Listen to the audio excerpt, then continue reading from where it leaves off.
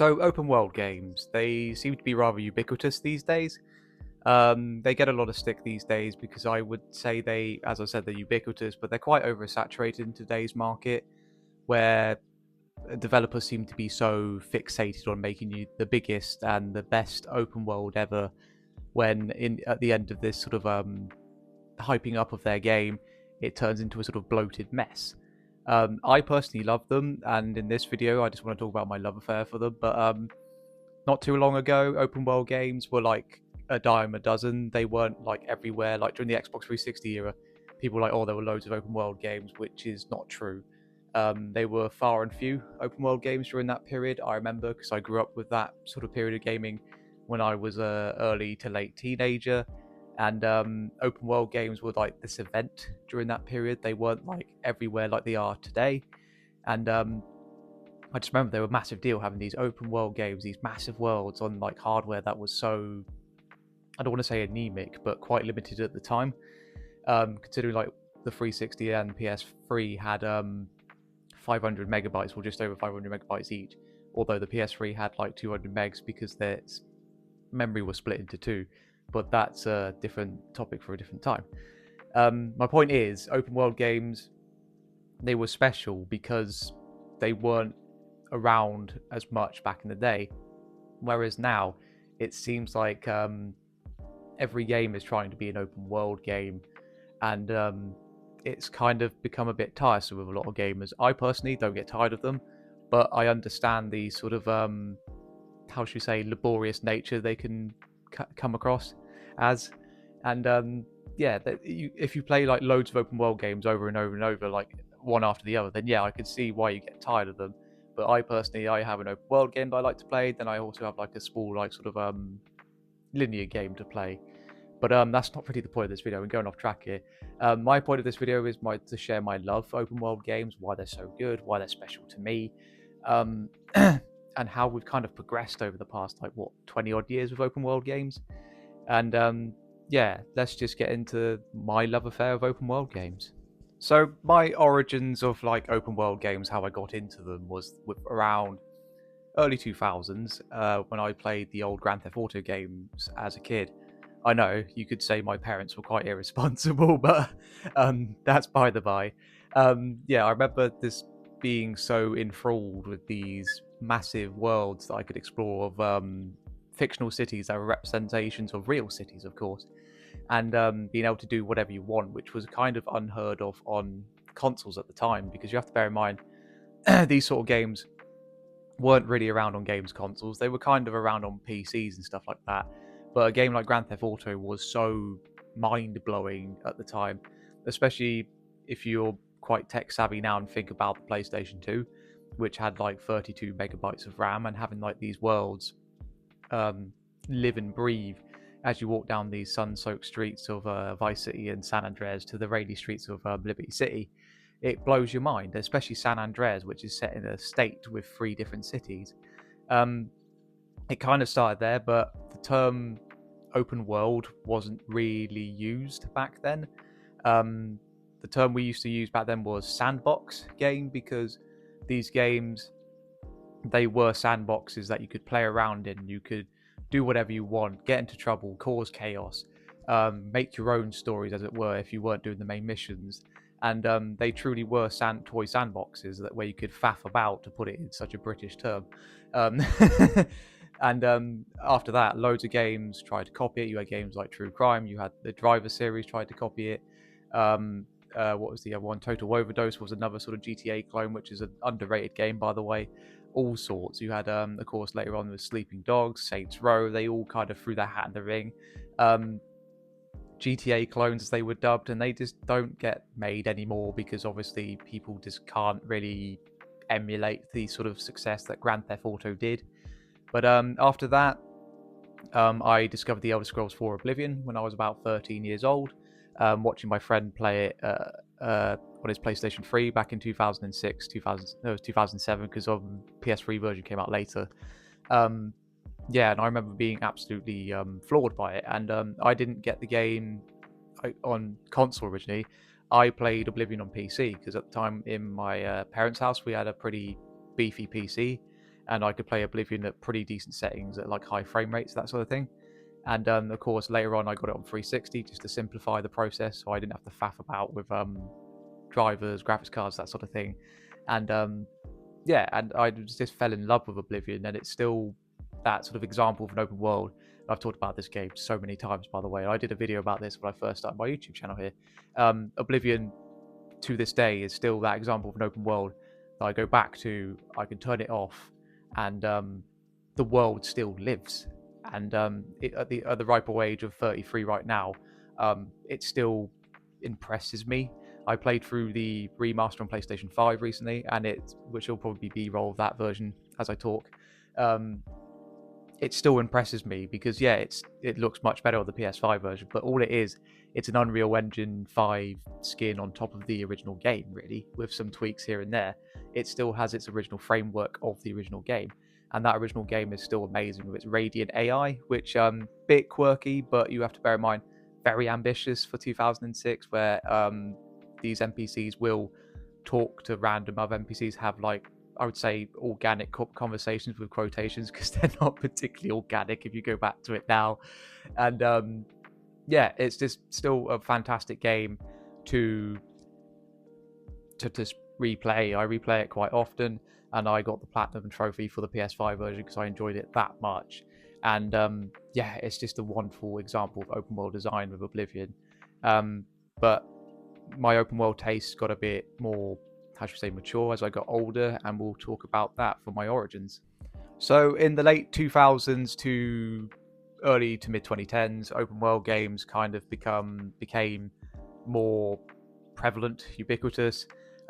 You could say oversaturated by that point because of successes of Oblivion, and at that point Skyrim, and Grand Theft Auto 4, Red Dead Redemption. But that's where my taste kind of like became more mature with open world games, with in-depth stories, that sort of thing.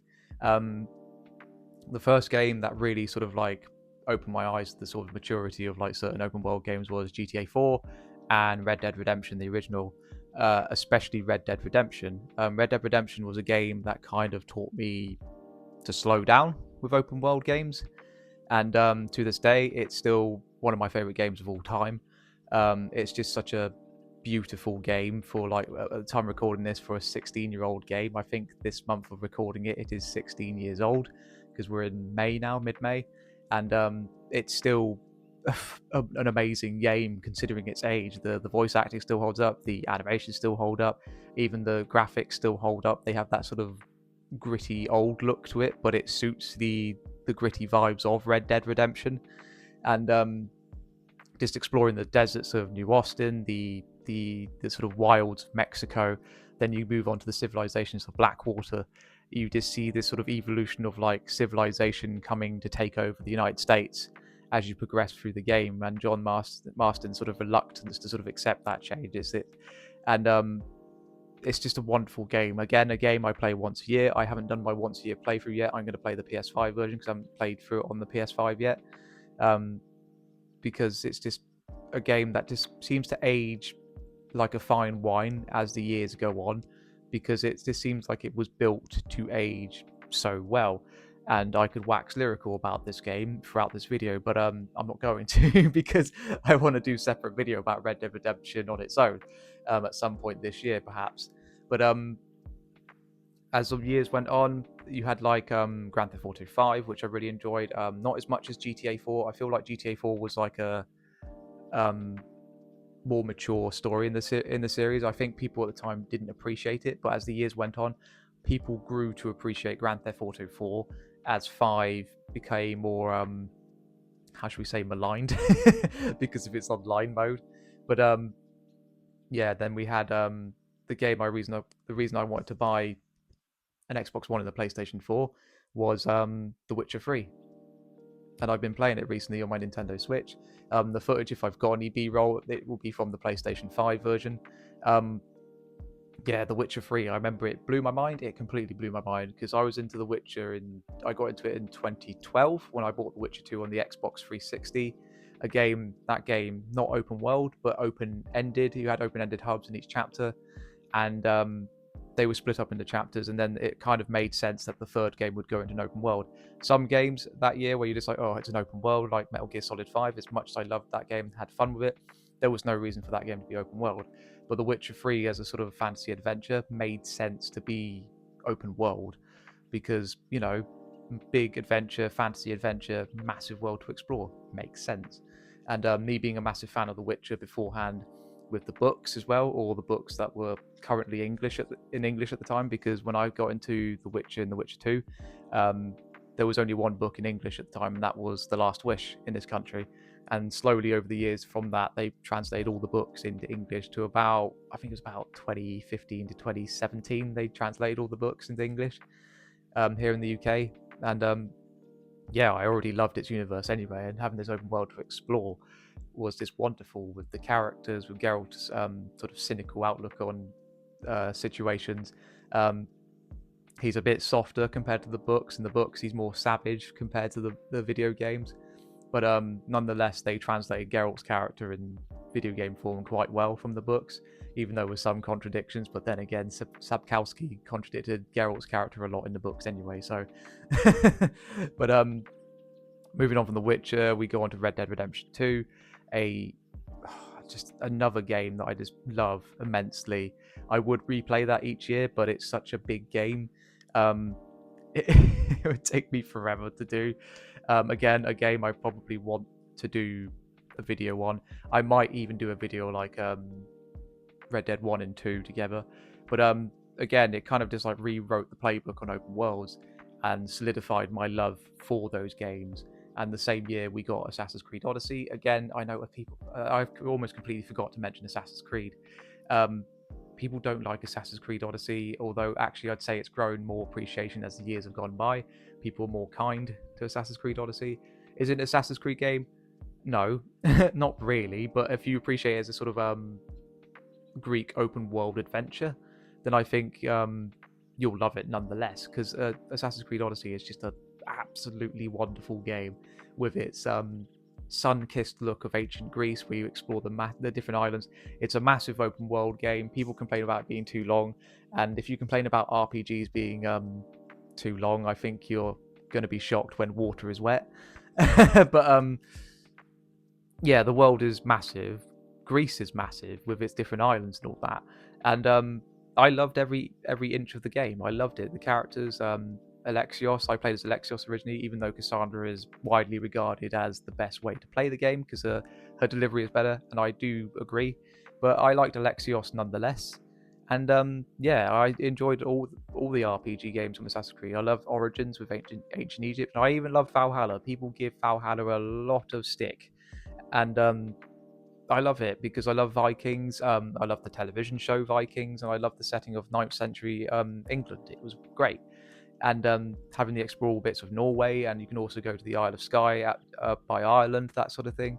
There are loads of bits to explore. Is it massive? Is it long? Yeah, but I don't particularly care. It kept me engaged from start to finish. There were some filler bits with the story where you just kind of like, okay, this is going on for a bit. But lots of open world games have those sort of filler bits where you're just like, okay, can we move on?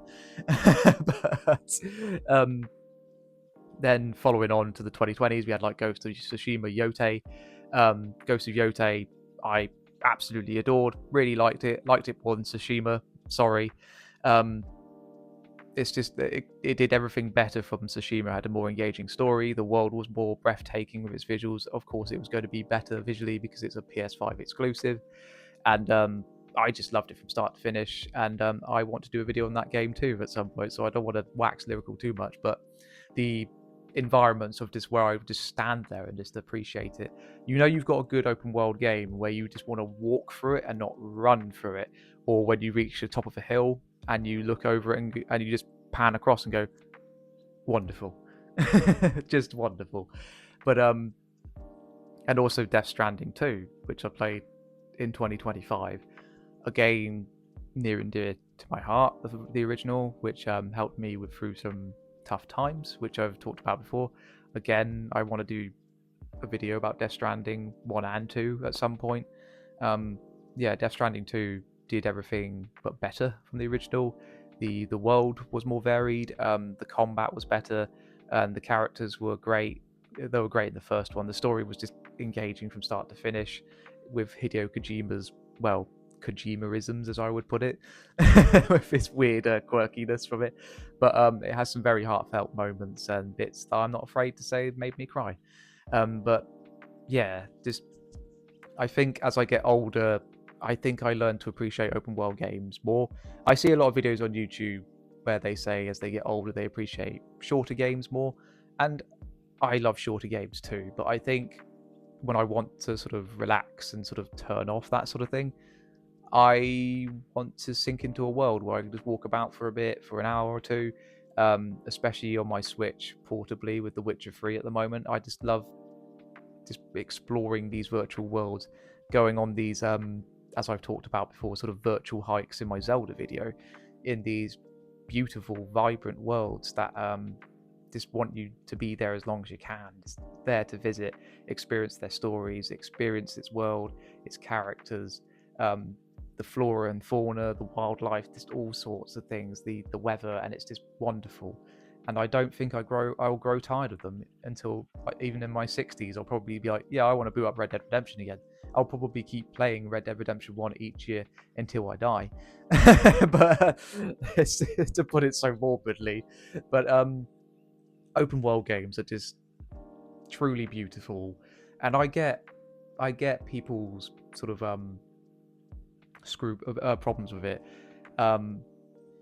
because sometimes people build open world games and they are a long list of bloat. They have pointless side activities. They have activities to justify the cost, as it were, and some Assassin's Creed games are like that. Odyssey is great, but although it has some pointless things like, why am I doing that? But if you just grow to appreciate the sort of detail, the effort that some of these developers put into these open worlds, it's just wonderful if you just sit there and just watch these open world games go by, and you just think, bloody hell, these developers put the effort in to like put dynamic times of day, dynamic weather, NPCs having schedules throughout the day where they'll work in the day and then go to bed or go to a pub in the evening in certain worlds, that sort of thing. And you just think that is such a crazy amount of detail to put in a video game, and it's why they take so long these days. But open world games will always be special and have a close place in my heart. And yeah, I hope you've enjoyed me ramble about open world games for probably about 20 minutes now. But yeah, I just wanted to do like a sort of off the cuff video where I just sit here and just talk about certain subjects in gaming that I just feel passionate about. But yeah, what do you think? Do you like open world games? Are you tired of them? Let me know down below, and I'll see you all in the next one. See you later. Bye. Thank you so much for watching my video. Hope you appreciate me doing these sort of editorial videos. Been enjoying a lot of the comments recently. Got a few new subscribers, and I just want to say thank you so much. If you like what you like here, leave me a like, subscribe, leave a comment down below, and I'll see you all later. Bye.